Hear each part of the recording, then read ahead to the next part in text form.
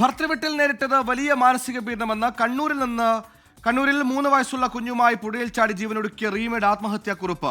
എല്ലാ പീഡനങ്ങൾക്കും ഭർത്താവ് കമൽരാജ് കൂട്ടുനിന്ന് ആത്മഹത്യാക്കുറിപ്പിൽ പറയുന്നു. കമൽരാജിനും മാതാവിനുമെതിരെ ആത്മഹത്യാ പ്രേരണ ഉൾപ്പെടെയുള്ള വകുപ്പുകൾ ചുമത്തണമെന്നാണ് റീമയുടെ കുടുംബത്തിന്റെ ആവശ്യം. ആദ്യം ആ പ്രതികരണത്തിൽ അതിലെഴുതിയിരിക്കുന്നതൊക്കെ സത്യമാണ്. കാരണം അതേ പീഡനം തന്നെയാണ് മോൾക്ക് അനുഭവത്തിൽ ഉണ്ടായിരിക്കുന്നത്. അവൻ അമ്മയുടെ വാക്ക് കേട്ട് മാത്രം പ്രവർത്തിക്കുന്നത്. എൻ്റെ മോൾക്കും കുട്ടിക്കും അവിടെ ഒരു സ്വാതന്ത്ര്യം ഉണ്ടായിരുന്നില്ല.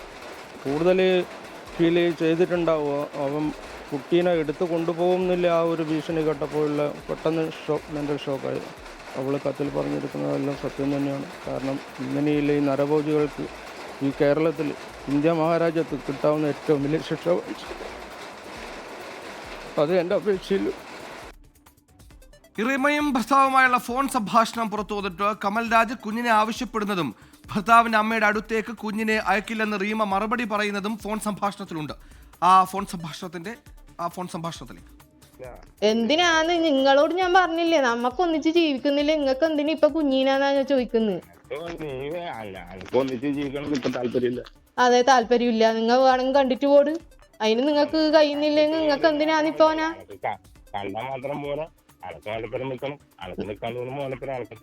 എനക്ക് ജീവനില്ലെടുത്തോളം ഞാൻ ഓനെ നിങ്ങളുടെ അടുത്തേക്ക് വിടൂല. ഒന്നിക്ക ഞാൻ കുഞ്ഞിനെയും കൊണ്ട് ചാവും ആ അവസ്ഥയിലെത്തിനെങ്കിൽ, ഇല്ലെങ്കിൽ നിങ്ങൾ ഒന്നിച്ച് ഞാൻ ഇനി വിടുന്ന നിങ്ങൾ പ്രതീക്ഷിക്കണ്ട. ഇനി എന്ത് നിയമം വന്നിട്ടുണ്ടെങ്കിലും ഞാൻ നിങ്ങളൊന്നിച്ച് വിടൂല. അരുൺ പൂപ്പറമ്പ കണ്ണൂരിൽ നിന്ന് വാർത്തയുടെ വിശദാംശങ്ങളുമായി ചേർന്നു. അരുണ, ഭർത്താവ് പ്രവാസ ജീവിതം കഴിഞ്ഞ് മടങ്ങി കുറച്ച് ദിവസങ്ങൾക്ക് ശേഷമാണ് ഈ ആത്മഹത്യ എന്ന് മനസ്സിലാക്കുന്നു. ഇപ്പോൾ ഈ ആത്മഹത്യാ കുറിപ്പിൽ നിന്നും ഫോൺ സംഭാഷണത്തിൽ നിന്നും നമുക്ക് ആകെ തുകയിൽ ലഭിക്കുന്ന വിവരം എന്താണ്? ഈ പ്രവാസ ജീവിതത്തിൽ ആ ഭർത്താവ് ഇരിക്കുന്ന സമയത്തും ഈ നാട്ടിൽ റീമ ഇത്തരത്തിൽ മാനസികമായ പീഡനം നേരിട്ടു എന്നാണ് മനസ്സിലാക്കേണ്ടത്. ഏറ്റവും പുതിയ വിശദാംശങ്ങളൊപ്പം നിയമ നടപടികൾ അതെങ്ങനെ മുന്നോട്ട് പോകും?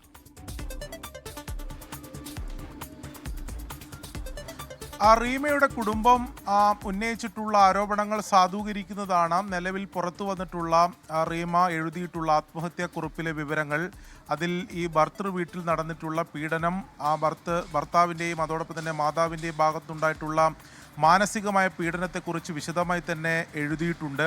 അതോടൊപ്പം ഈ കുഞ്ഞിനെ തനിക്ക് വേണമെന്ന് പറഞ്ഞുകൊണ്ടുള്ള ഈ ഭർത്താവ് കമൽരാജിൻ്റെ സമ്മർദ്ദവും ഭീഷണിയും തനിക്ക് അത്രത്തോളം വേദനയുണ്ടാക്കി, അതാണ് ജീവനൊടുക്കുന്നതിലേക്ക് നയിച്ചത് എന്നതിനെ സംബന്ധിച്ച് സൂചിപ്പിക്കുന്നതാണ് ആത്മഹത്യാക്കുറിപ്പിലെ വിവരങ്ങൾ. അതിൻ്റെ കൂടുതൽ തെളിവുകളാണ് ഈ ഘട്ടത്തിൽ പുറത്തു വരുന്നത്.